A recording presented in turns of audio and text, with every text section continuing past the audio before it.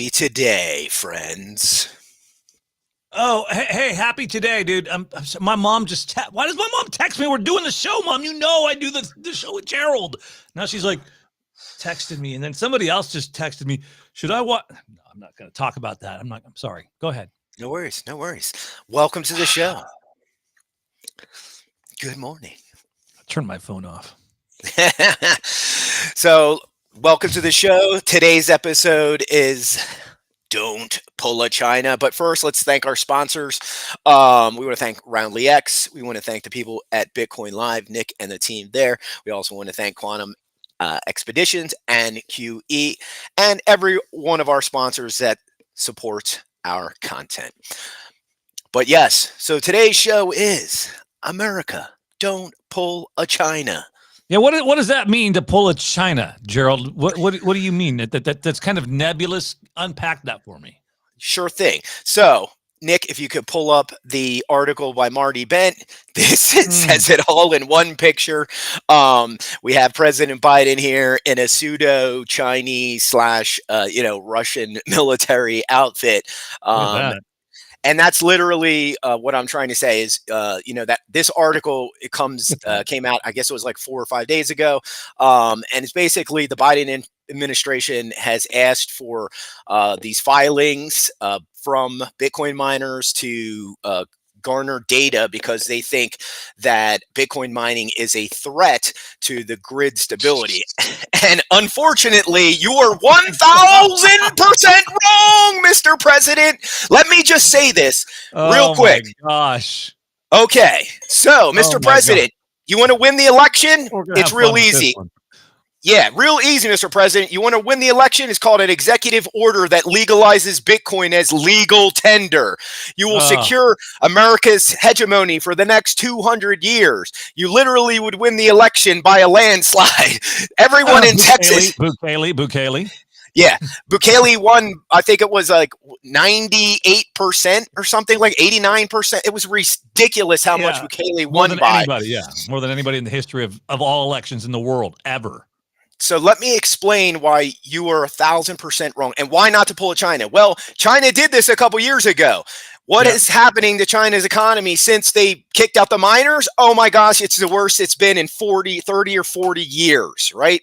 So don't pull a China. You need to understand that Bitcoin mining protects the grid. And let me get back to another article, which I think I might have up. Give me a second here. It's actually a tweet from, I believe, Elon. Yes, here it is. And Elon brings up the fact that we need a carbon credit. Is that on the screen? I'm sorry, because I'm not on my main page. Yeah, there we go. And I've been saying this for the last, I think, 12 plus months. It might even be a year or two now, that Bitcoin is the carbon credit. Let me repeat that. Bitcoin is the carbon credit. Elon, are you listening? Bitcoin is the carbon credit. I don't know how many times I got to say this. I think I've said it over 1 billion times in the last 6 months, but Bitcoin's the carbon credit. Anyway, let's get back to the show. Hey, did I heard a rumor though, really quick, Gerald? Hold on. My mom is actually texting me right now. She says, I hear that Bitcoin is the carbon credit. Is that true? Hashtag facts. I don't know. Ask Gerald. She just texted in. But the Chinese stock market has taken a hit. I think it was like a week or two ago. Dude, this morning, last night, Sunday morning into today, the Chinese, it's still dumping. It's like me after I was at Red Robin yesterday and had a Whiskey River barbecue burger. And I warned about TMI. Sorry. Yeah, TMI. But I warned about the Ever companies, right? When the Evergrande got stuck in the Suez Canal, I started to notice that the Chinese companies like to put Ever in their name. And I said, wow, this is not good. I see a pattern, and somebody sees weird patterns in like lots of things. I warned about this. I didn't say Evergrande would go bankrupt, but here we are. Now they've been liquidated, right? The Chinese government has liquidated one of the largest property firms in China, and now they're playing catch up. Their CBDC has not worked. They kicked out the miners. They threw. Let me tell you why it was the stupidest move the Chinese government ever made. Okay, Gerald, tell us why. Tell us why. Literally, you're on a fleet of ships. Let's just imagine it's several hundred years ago, and we are the Spanish Armada, and we're trying to, take this gold from the New World, and we're bringing it back to the Queen, right? And instead of us doing this trip in the middle of the ocean, we take all of this gold and we start throwing it into the ocean. That's what China did. Gerald? Why would we? That makes no sense, Gerald. I do not want to throw the gold into the ocean. Well, that's what China did when they kicked out the miners, because the miners were generating billions and billions in Bitcoin profits. And as soon as they banned them, what do you think happened? Those people are so empowered. They closed up shop, moved to Texas within 2 months. Literally. Kazakhstan. Exactly.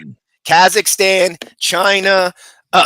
They moved from China to Kazakhstan, to Austin, to El Salvador. They're all over the world now. And again, if the U.S. pulls that same move where they want to now, come down on Bitcoin mining because it is energy intensive, what's going to happen? The same thing. You will accelerate the death of the dollar. You will destroy the U.S. economy, and you will literally start. I really think that you will see the secession of Texas from the United States if you make Bitcoin mining illegal. That, I think, will be the straw that breaks the camel's back. I don't know if the Bitcoin mining is going to be the thing that tips Texas over the border, but it certainly could play a part. But Texas is a whole other thing. Look, the bottom line is, folks in America know you don't mess with Texas. All right, you don't mess with Texas. Hey, Gerald, really quick, before we go on, as we still talk about China, you're talking about Biden pulling at China. I got this. This is breaking right now as it just came in. Check this out.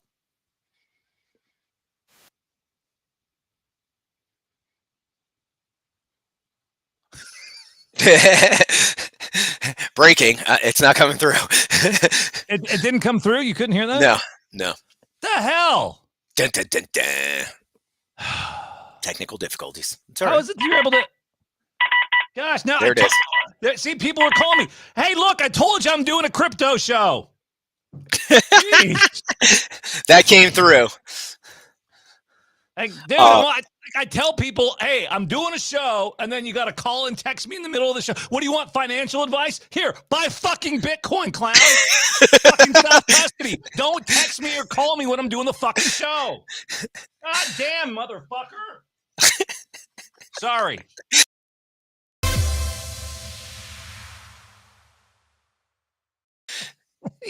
The fuck is wrong with people? And of course, now my cat wants to get in on the action. Come on, no, yeah, thank you. There you go. Clown world, man. I'm gonna turn my fucking phone off. I'm sorry. That's what I do. Shit. That is fucking retarded. Oh, now I'm saying words I shouldn't say. Yeah, I need a Xanax and a Bud Light. He'll be fine in a moment, folks. What the hell's wrong? Look, I've had problems with my computer and my internet all morning anyways. So I don't even know what's going on. We still love you. No, not on the computer. This is bizarre. No worries, man. No worries. I did have Carry on. I did have some other news that I did want to discuss. So this just in, let me pull up this one, share this tab. I think I have it on the screen. You can clearly see BlackRock has almost doubled their Bitcoin position in one day. As of Sunday, they had around 69,000 Bitcoin. As of today, according to Watcher Guru, they almost doubled that position as of Monday morning. So again, Larry and team owns way more corn than you do.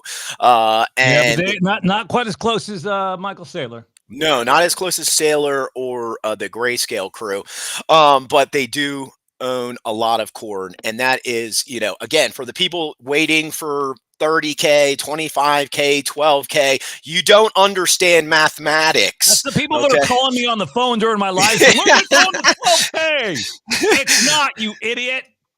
Let me pull up this tab right here. So as you can see, at the bottom of the screen here, we still have roughly 1.8 million Bitcoin. And as you can see, the 7-day change is roughly about negative 10,130 some Bitcoin. But in the last 24 hours, the exchanges have added roughly 4,500 Bitcoin to their inventory. So we're still hanging around these 1.9, 1.8, high 1.8 million numbers until I start seeing those get down to like 1.5 or 1.6. We're not going to see those jumps that we're waiting to see. If we look at the hash rate chart, let me pull that up real quick. You can see we did for my tweet, I think it was like right around here in this range. This is when the Texas miners were asked by ERCOT to shut down because of the polar vortex that was blanketing the country. And as I stated, after they, we get to more stabilizing temperatures, we should see it bounce back up. And look where we are. It hit, I think, 716 back on, I think it was the 12th of January, and it did hit close to 700 just on the 3rd. It did, yeah. Yeah, just the other day. So we can see it is setting itself up. If you like zoom out to a 3-year chart, you can see it is a rising ascending channel, and we are heading for that zettahash line. So it's still bullish on the mining, on the hash rate and the mining power. The miners are incentivized to keep doing what they're doing. And like I said, we're probably going to crab along at these prices between, 42 to 48 for another month or two. It looks like March may be the month where we see the boom boom.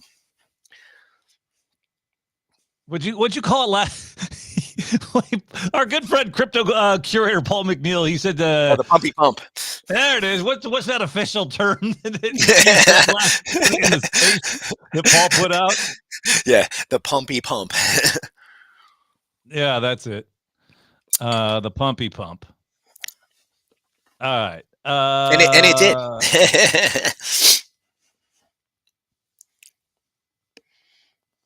Yeah. I don't know. I got nothing, dude. No worries. I've got more stuff here.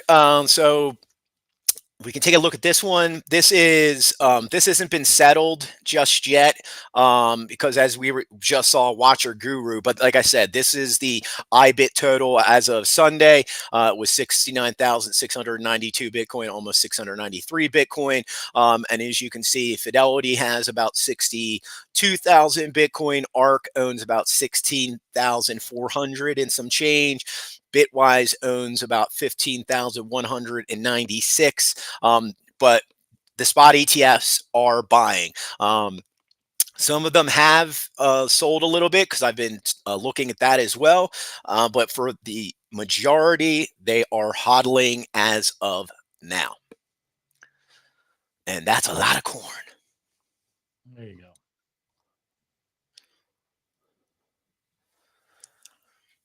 Let's see. And let's take a look. Let's see if I looked at this in a minute. Let's refresh that. Yeah, let's take a look at the actual chart. And we did see some selling pressure here. This would push us down into this range. But, again, it's looking like we're going to stick in these ranges. I don't see enough selling pressure to push it down. And at the same time, like I said, we can see, we go back to, let's see, CoinGlass.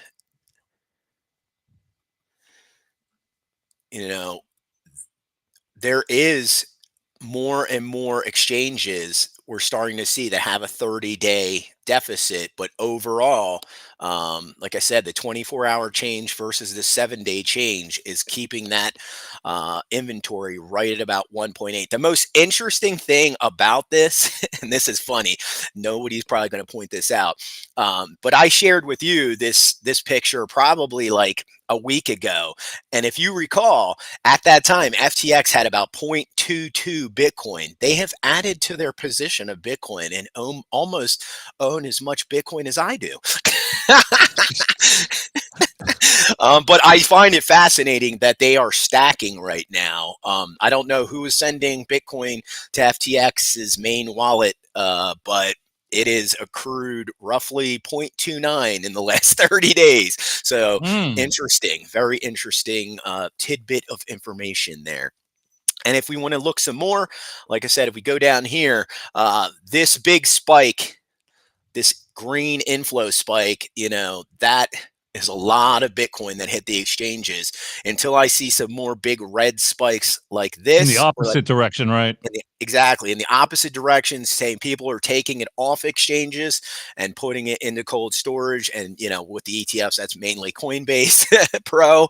But still, until we see some more of those red spikes and see this inventory, like I said, drop down to like 1.7, 1.6, 1.5 million, I think we're going to churn and keep these crab around, like I said, 40 to 45. It's crab season, man. I feel like we're on Deadliest Catch with Sig here in the Bering Sea going for Opelia crab.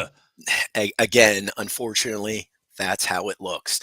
So one thing that popped up over the weekend that caught my attention, and it's been making the rounds a bit, and I've got it pulled up on my screen, Nick, if you wanna share it, are the comments from Fed Chair Powell on 60 Minutes. With like this, oh my gosh, this one was the one. I think it's like he's saying the quiet part out loud. How do you assess the national debt? We mostly try very hard not to comment on fiscal policy and we don't think about it. That's what actually they have oversight over us. But is the national debt a danger to the economy in your review? In the long run, the U.S. is on an unsustainable fiscal path. The U.S. federal government's on an unsustainable fiscal path. And that just means that the debt is growing faster than the economy. I have the sense this worries you very much.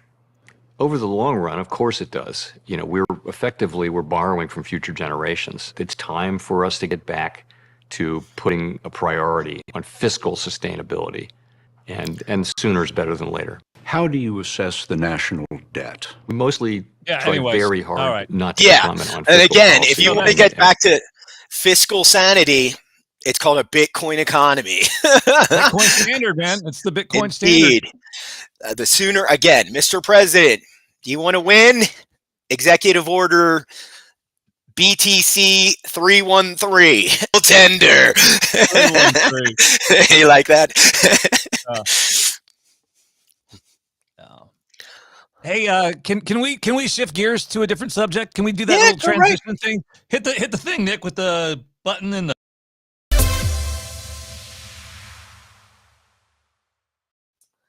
I love that when he does that. Nick, you're so good. There's been a lot of hype on the app, and a lot of folks have been talking about all these airdrops recently. Lots of airdrops have been coming out, like when Lana, Ethereum just had one. Pork, all these meme coins, shit tokens, whatever you want to call them. There's a lot out there. They're gaining a lot of traction, a lot of headlines recently. Your thoughts on some of those, Gerald? And are you participating? If you were, maybe. So my thoughts on meme coins. So out of the, I don't know, like 20,000 plus coins and tokens that are on the market, I would say like 5,000 are meme coins. I would say 99.99% will go to zero. I think there's like maybe 2 to 5 that have lasting power.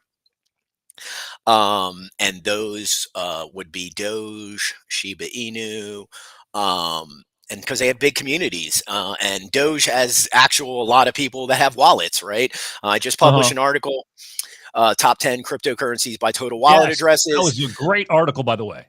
Thank you so much. But if you look at that article, the top 3 crypto protocols is Bitcoin, and Bitcoin is ahead by light years compared to anyone else, with roughly 1.25 billion total wallet addresses. Coming in at number 2 is Litecoin with 256 million wallets, 250 million wallets. And then number 3 is 199 million with Ethereum. And then a number 4 way far behind is Tether with 35 million wallets. So again, even Tether at 4th place is way far behind. It just is what it is. Are you on this pork tip? I see Parabolic guy is hot on pork. A lot of folks are talking about the pork. It looks like it's is it an ETH type of meme coin? I heard about it, just a little bit about it. I'm not into it. The meme coin that I am into this market, I discussed this with Coco, is a project called With Coin. It's dog with hat. That's the other one. Yeah, that just came out on Ethereum as well over the weekend. That's a lot of folks made a lot of money. I was just reading about it. That coin is on Solana, and is it on Solana? Okay. Yeah, it is on Solana. But the reason why I'm bullish on that token, as far as meme coins goes, and one of my specialties is token economics. I look for things that are similar to Bitcoin. This is one of the few meme coins that has a very limited supply. This meme coin has less than 1 billion tokens, has 999 million. As far as meme coins go, that is a miracle. Most of these new meme coins have trillions and quadrillion supplies, and you're never going to see any kind of return. But this one has less than 1 billion, and that's 128x less than Dogecoin. So if we extrapolate those numbers out, and Dogecoin hit roughly 80 cents a couple years ago, it could hit somewhere between $50 to $100. Not financial advice, but a life suggestion.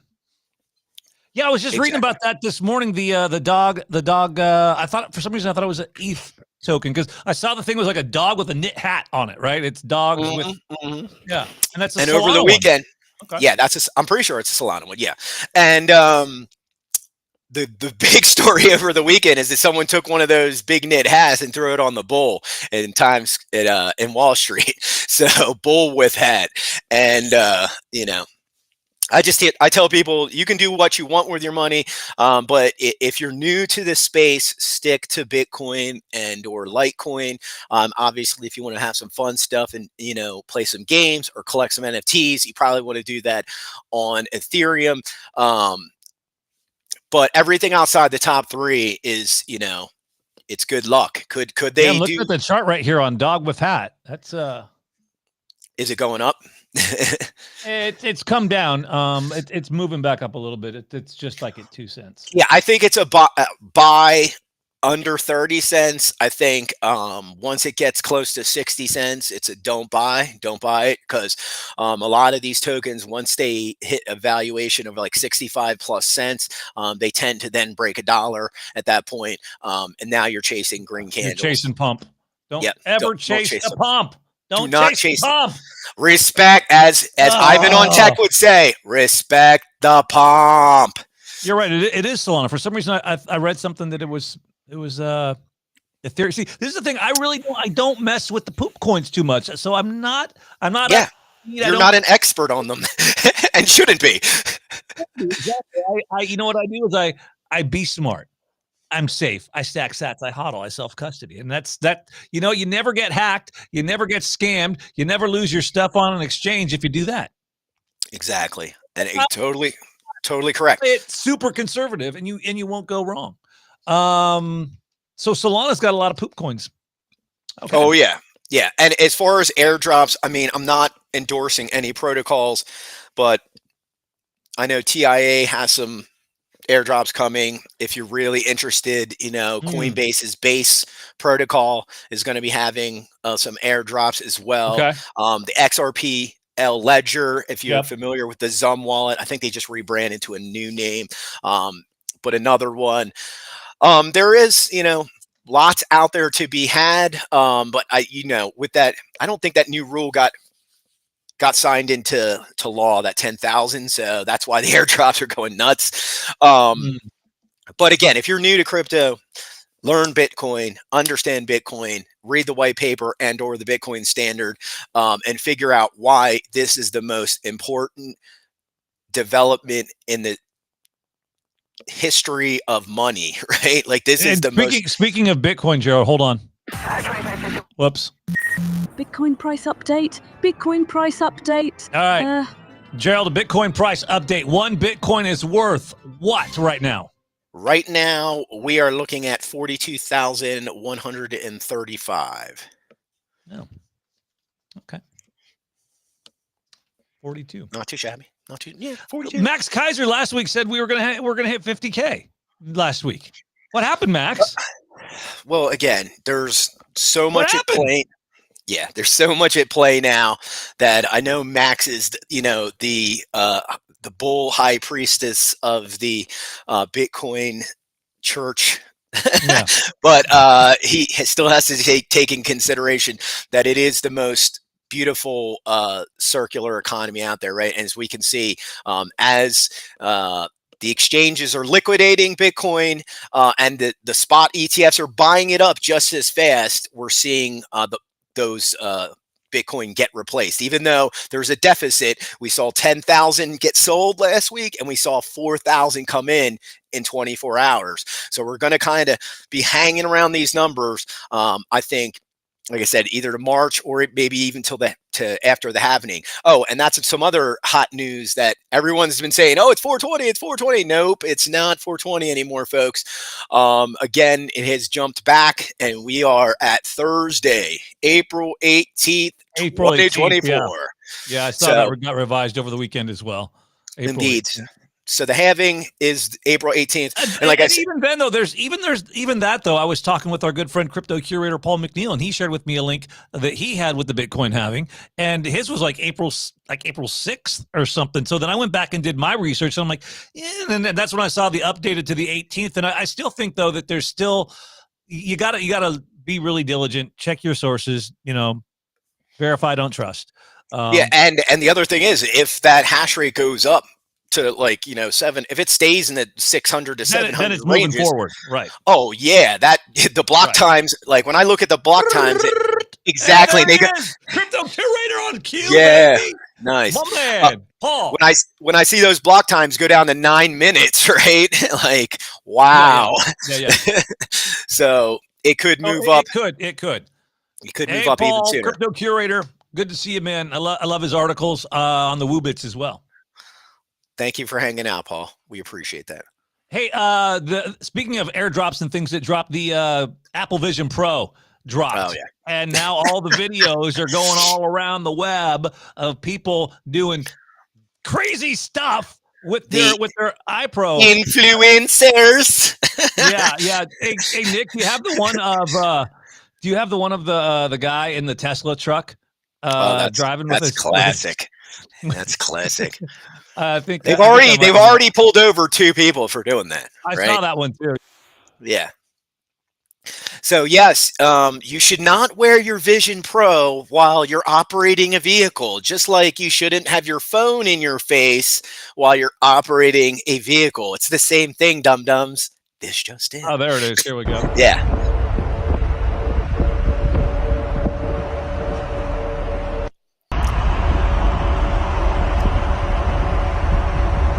Yeah, and then there was you mentioned and the guy posted it, I believe, today already. Oh, the other guy who was in the other Tesla when he was in the parking lot. Yeah. Well, there's one guy, he actually got pulled over by the cops, and he was actually filming it and sharing it all. Yeah. I saw that. And I just saw that this morning. It blows my mind that. Yes, you know what? Paul asked a really good question. Do you think that the Vision Pro will kick innovation like the iPhone did? I think so, Paul. I saw a video, and we were talking about this the other day with a colleague of mine. There was a video that came out, and it was from 1999. It was all these people. They were listening to Christina Aguilera. It was a big festival. They were partying outside. But if you look closely, the whole point of the video was nobody had cell phones in their hand. This was before the screens took over. This was before everybody was doing this at events and doing this and doing it. And right. And so I think to answer Paul's question, yes, I think what we are seeing now is that same kind of pivotal shift in society and culture and generations where technology comes along and we hit that watershed moment and boom, it goes this way. So just like in 99, prior to the advent of, again, there's another one. Yeah. See, this is it. You watch 5 years from now, everybody's going to have these goggles on, and the price is going to come down, And so, sure, the influencers and the people who are getting paid to wear these in public right now, they're causing the hype, they're causing the commotion. But in 5 years from now, that will be commonplace, just like everybody doing this on their phone or holding up their phone at concerts, Paul. So that's my opinion, my 2 cents. What do you think, G? No, a lot of people thought it would fail because of the look, and after I studied it for just the design, just looking at a picture of the shape and the look, it only looks stupid. And I'm being dead honest. That picture with that girl only looks stupid because they show her eyes.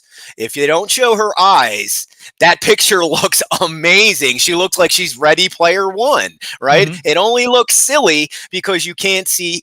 You can see her face. You can see her whole face, and it looks like she's wearing like ski goggles, or she's right. Wearing underwater diving goggles. But when they go dark and they're opaque, it doesn't look as dorky as it does when you can see through it, and that's the difference. A lot of people were banking that initial ad would be their downfall, but Apple does tons of research. Trust me, they tested this on I don't know how many groups of people before they released it, and it is probably fun as hell. I'm not gonna lie. I just won't be using mine like walking around. I will use it at home. Crypto Curator says here, Oracle, everyone will, and it won't look or feel odd. And I got to agree. I think that as the price point comes down, as the technology continues to grow, and that becomes disseminated throughout the masses, it'll just be like cell phones. It'll be normal. And I think eventually, I just watched this pretty interesting sci-fi movie on a side note. Amazon owns MGM. I just found that out just the other night. But it was a sci-fi movie where they're like, put on your nodes. And they had these little computers that they literally just attached to their frontal lobe. And that allowed them to broadcast, the aliens to broadcast their, lessons and programs during school and stuff. It sounds like a rehash of They Live. It was a really cool sci-fi. I actually watched 2 sci-fi movies on Prime. The one was called Foe, and that one, oh my gosh, almost no sci and no fi until the last 30 or 40 minutes. What was it then? There's no sci, no fi. Again, what do you call that? It is one of the best science fiction movies of the last decade. I'm telling you, it was awesome. Watch it, Foe. Totally awesome. The other one has a weird name. Something about the hand, the invisible hand. This is why you should run titles by people, because if they don't stick, that's why your movie didn't do well.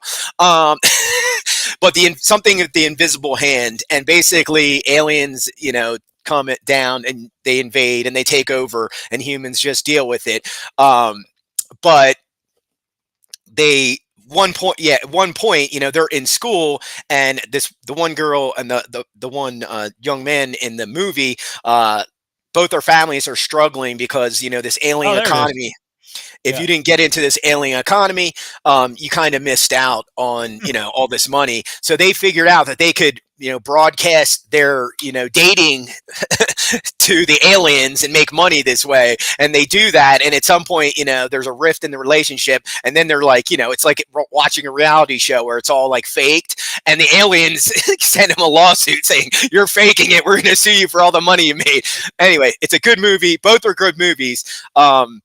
But the point is, I think that eventually, the little computers in that movie were just this little teeny computer that attaches to your frontal lobe, like a neural link type device. And like I've stated, advanced humans won't need those things. We will just tap into the web. Just tap into the web. Correct. Bitcoin price setting a new February high as buyers target a faraway $25,000 target. Yeah, again, I have that, and I told you, I think I have that one up here too. Are we going there? We're going to 25K? I don't think so. I mean, that's why I don't put out price targets anymore, man. I'm serious. Yeah. It's So just here, not worth it. yeah, here it is. My friend just texted me and said he's waiting to buy back Bitcoin at 25K. I don't know if you can switch over, Nick. And yeah, that's not happening, bro. Yeah. I'm Yeah, just and I letting you know. think even Paul McNeil right here joining in on the conversation. 25K, no way. I mean, No way. I think there might be some. I mean, it could go to me. I think maybe 37. Yeah. Could, you know, That's very possible. That's still within the channel. That if you look at the charts, 25K doesn't seem to make any. I don't see a case that can be made to support that. The only way that could happen is if like all the ETFs sold at once, right? And they're not doing that because they've all studied Bitcoin and they all know that the halving's coming. So they're not going to sell any large swaths of Bitcoin until post halving, when Bitcoin makes its, amazing 2,000% or 200,000% run up, whatever the case may be. But they're not going to sell huge swaths of Bitcoin until after the halving. This is just basic math and science. yeah, exactly. I mean, this is the point where you just literally got to hodl for dear life. This is the and being in this industry for 7 years, this is probably the hardest hodl. The second cycle is probably the hardest. Especially when your first time around, you're like, oh, okay, and then your second time, like, oh shit, I need to really buckle down here. I think we are going to see another pump though before the end of February, because is that sweet technical term that you and the curator came up with, the sweet pumpy pump action? Z pumpy pump. And I think why this is because we're going to see FTX creditors and Celsius creditors get their funds back, and I'm buying Bitcoin with that. If I get $20,000 back, I'm buying a lot of Bitcoin with it. I'm just letting y'all know that's what's happening. And I would venture that most of the Celsians, if they get their cash back, if Bitcoin is at a good price point, they are going to do the same dang thing because they want their corn back. They don't want shitty fiat. Exactly. Yeah. Exactly. So let's see what else we got going on today. How about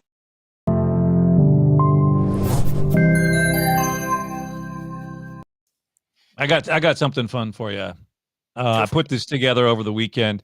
Everybody's favorite Bitcoin poster boy, Giga Chad, Mr. Michael Saylor, with some of the best comments and commentary on the web. So what I did was I took it and then I remixed it and I made an EDM track over the weekend while I was sitting here in the home studio. And so this is my Michael Saylor EDM remix. Check it out. Nice. Give me an example of something you can own $100 million of, where you can take personal custody of it and where you can actually move it anywhere on earth. And where even if I hold a gun to your head, I can't take it from you. And the only thing we've ever figured out that you can do that with is Bitcoin. And so Bitcoin is like, it keeps everybody honest. The optionality to do this means that all you got to do is find one bank in Singapore that'll treat you better than the bank in New York or London or Tokyo, and then you can move it in a half an hour for $5. And what happens next? The bank in New York thinks, well, I guess we can't screw these guys over because then they'll just move to Singapore. And the guys in California say, I can't just tax the Bitcoin in California. It'll move to Wyoming. And at the end of the day, you can tell everybody to go fuck themselves. Fuck themselves. You can put in your head, memorize the frick key. Right? It's here. Memorize the freaking key. And then, the classic Bitcoiner response, I lost it in a boating accident. I lost it in a boating accident. Boating accident. If you push me too far, I lost it. It's gone. Sorry. There you go. Thanks for sitting through that. I put that together over the weekend. A lack of pretense that that was awesome, dude.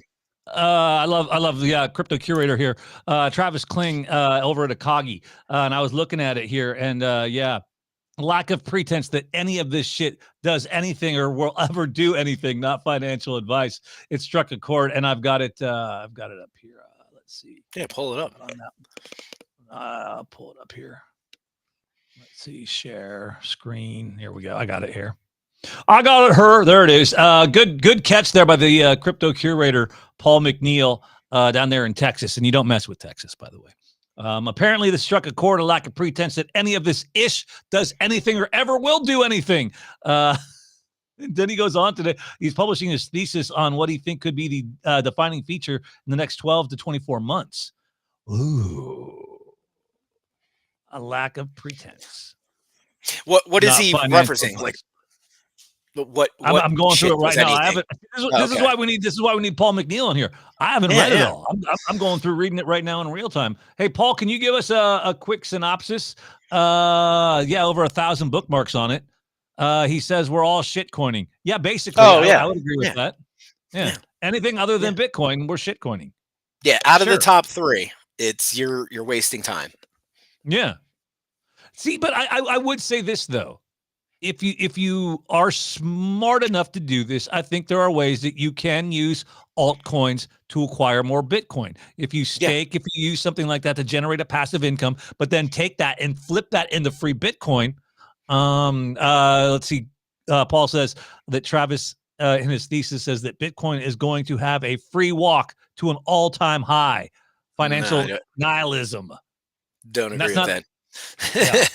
That's not financial advice, but that's just some good life suggestions. I think Bitcoin is going to hit an all-time high, but it's not a free walk. You have to understand the sheer stupidity of most investors is they do not buy low and sell high. They buy high and sell low. That is 85 to 90% of the masses buy high and sell low. So in my opinion, there's still going to be shitcoinery that goes on. And again, I just tell people, if you're making these long shot bets, when the ship comes in, you better cash them chips out and be gone, right? Bitcoin, Litecoin, or put it in your bank account and file the tax paperwork. Hey, Nick, if you want, you got Nick. You do have my screen up. Oh yeah, so I've got Travis's all his thesis up here as we walk through it. He says the same is also essentially in place for ETH, delayed by 3 to 12 months though. Oh yeah. Well, again, we're going to see the block market blossom, right? We're in the beginning era. We're in the beginning stages of the block market formation, right? Where the tokenization of real world assets is going to happen and everything is put on the blockchain for security purposes, right? Like I tell people, you want your layer 1 money to be a little slow because it's super duper secure, right?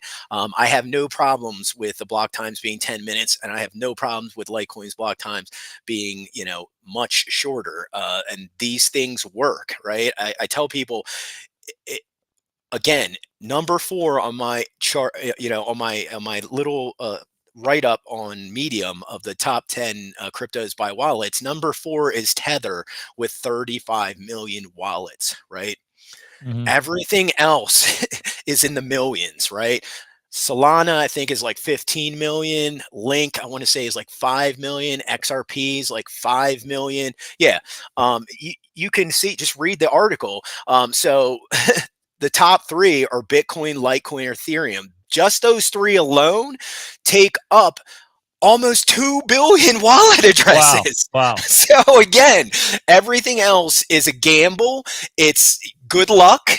And yeah, could you turn $100 into a couple million? There will be many people that do it. But again, when that ship comes in, you better cash out those chips, convert it to corn or to Litecoin, and thank God you got that blessing. For sure. Here's something that Travis hit on in his post here. And again, thank you, crypto curator Paul McNeil. Yeah. This guy is like, he's an OG. He gets in the weeds. He digs. He's so good. So please follow Paul McNeil, crypto curator. One thing though in Travis's post that is a word, a phrase, I guess is maybe kind of buzzy this cycle around. I'm really kind of keyed up on is DPIN and RWA, real world assets. And that's kind of what you've been talking about, is the tokenization of that. And I think that is such a really, really big thing. And he says the same thing for this cycle, that DPIN and RWA is going to be huge. Yeah. DPIN, I think, is just, to me, it's just like a buzzword. Real world assets is something that's been talked about for over 5 or 6 years now. But I think I think that protocols that are behind DPEN, like Helium, which I've talked about for many years, I think it's interesting stuff. But Travis again, mentions that right there. He mentions Helium by name, one of the most successful projects in crypto history. yeah, and again, I am running one of their little nodes, and I, as somebody who tests stuff, I'm testing all this kind of stuff out. But as somebody who's a pragmatist and a realist, again, right, we've got 1.25 billion total wallets in Bitcoin. We have 256 million Litecoin, 199 million in Ethereum. Everything else is playing catch up right now. Everything else is playing catch up. Let me go down a rabbit hole with you, man. Let's unpack this. And I know this is totally not scripted, but we're just in the moment doing it live here on the live stream on the Bitcoin Network. One point, real quick. Yeah. Even the popular Dogecoin, right, which is the number one meme coin, only has 6 million total wallets. The difference between NFTs and RWAs, aren't they pretty much the same? Or because we're tokenizing something that is almost like a real world asset and then putting it on the blockchain. Really, tell me how you would delineate between an NFT and an RWA, their use case, and maybe the networks that might be carrying the different versions of them. So there's already companies doing NFTs for property, right? There's a company called Propy. I have some of their tokens.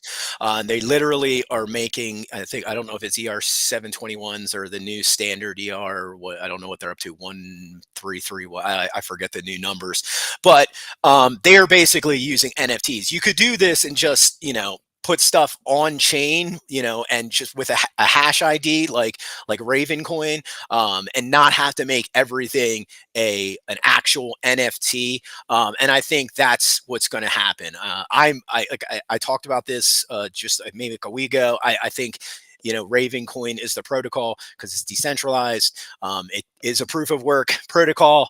And the guy that started it was the guy that started Overstock, and he is a huge Bitcoin maximalist. Yeah, he is. Yeah. He's been Bitcoin maxi for many years. Yeah. And it is what it is. And I want to say like a year or two ago, Charlie Shrem, I don't know if he's an advisor on Ravencoin, but he became a really big Ravencoin bull because he saw the connections. He saw what that gentleman was trying to do with real world assets. And like I said, both can be done, right? You can make it an NFT and put it on chain, or you could just, attach it to a transactional hash ID. But I think the question really though, are we majoring in the miners when we say between these acronyms of a RWA and an NFT? Aren't they really kind of the same thing? Something that's been digitalized and tokenized and then put on the blockchain that actually ties to some sort of real world asset. Yeah, whether like I it's said, a piece of art, a bottle of wine, one in the same, and we can go either route, right? Like what Propy is doing, they're actually, when you buy the property, it is an NFT ERC token. But when you do it like on Ravencoin, you're just attaching, like, let's say it's your deed, and that deed of the property is just like on chain with a transactional hash ID, and it's on a proof of work chain. I think they use like X16 is their algorithm or something like that. I forget. But I think that's where we're going, because if you want it to be trusted, and we're going to this decentralized future, it has to be, very similar model to Bitcoin.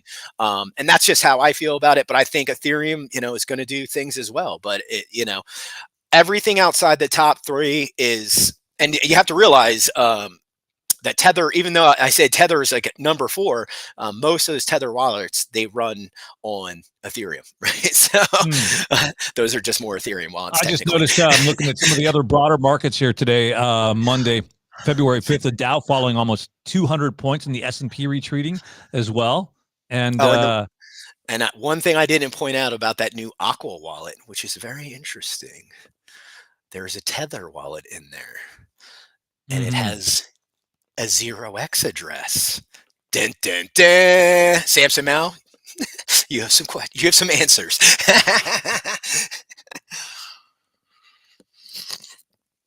I think the jobs numbers are cooked. I think it's a bunch of bogus. Those numbers that came out last week. Yeah, as a lagging indicator. Yeah, I personally, I don't know how those numbers came out so high, but again, I don't look at those. I look at what people are saying, and people are feeling bamboozled, right? Because they don't understand economics, right? So if inflation's down, why are my grocery prices still high? Well, let's get into that because they keep debasing your dollars. That's why. It So looks like Snap going to lay off 10% of their global workforce as well. Again, it's all these. It's every day practically. You're hearing another tech company, the media companies. People are getting laid off left and right, and that's why again I say employment is a lagging indicator. And the next job numbers that come out, like over the past year, I think like almost out of 12 months, 10 months, 9 months, the numbers were revised down. And they do it in like this back alley secret meeting, so it's like shh, you don't know about it. this month they're up, yay! No, they'll scream. Oh no, they weren't. But we don't want to tell anybody. Yeah, we'll come up with numbers that people like. Yeah, that's what they do. Because again, if you look at the inflation numbers, right, when they will like, oh well, we left out all this stuff and we left out all this stuff, but if you look at just these couple of things, everything's great. Yeah, just look at this right here. That's all. Don't look at that. Don't look at that. Yeah, Oh if you look at just what we tell you to look at, everything's great. Oh, and getting back to don't pull a China, right? If you start doing those same actions, right, where you say we're going to ban this and we're going to ban that and we're going to do this, you know where you're heading? You're heading towards authoritarianism, right? That is not democracy. That is you saying you do this or we will come down on you. That is not democracy. And that's where we've been heading for the last like 20 years, but nobody wants to talk about it, right? And Bitcoin destroys all of that, right? It sheds the light on the shadiness. It makes people have to operate above board, right? And they don't like that. There's a whole bunch of bad actors that don't like the fact that Bitcoin's books are open for everyone to see. And then they'll say, like we said in the last show, oh, it's used for all this crime. And yet, false, 1000% false. You're going to lie to our faces. And yet, the dollar is the instrument that is used for all of these criminal activities, from child sex trafficking to money laundering to armament sales across the world, illegal armament sales across the world, is all done in USD, not Bitcoin. So keep putting forth these lies to the people, and eventually, I keep seeing more and more of these videos of younger kids saying, wait a second, why do they keep taxing? I just got this money and it was taxed. Yeah, exactly. I'm like, why can't they just print more money? Aha, you're starting to get it, young generations. Buy some Bitcoin, because guess what? They cannot debase the Bitcoin. That's what they're going to try to do with this ETF, right? They're going to try. They're going to try, just like with gold. When the gold, I was doing some research over the weekend. Gold ETFs came out in 2003, and the market cap from gold where it was in 2003, if you did the research, to where it is now, exploded freaking-mentally, and that was because they papered over it with derivatives.